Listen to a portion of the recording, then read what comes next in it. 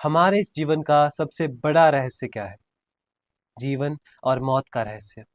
और दुनिया में सिर्फ एक जगह है जहां पे यह रहस्य का खुलासा हुआ।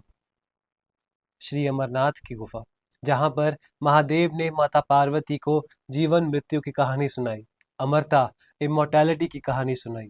अगर आप भी अमरनाथ गुफा को एक्सपीरियंस करना चाहते हैं, ये रहस्य एक्सपीरियंस करना चाहते हैं, तो एक बार अपनी ज़िंदगी में ज़रूर अमरनाथ यात्रा पर जाएं। आपको रास्ते में बहुत से ऐसे अंश मिलेंगे जहां पर शिव भगवान ने अपने साथियों को छोड़ा था, ताकि वह एकांत में माता पार्वती को ये रहस्य बता सकें।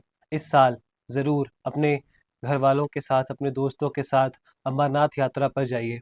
और जो लोग पहले अमरनाथ यात्रा पर जा चुके हैं, वो अपना एक्सपीरियंस कमेंट्स में बताइए, ताकि बाकी लोग भी उन चीज़ों से सीख सकें और अमरनाथ यात्रा पर जाने की सोचें। हर हर महादेव।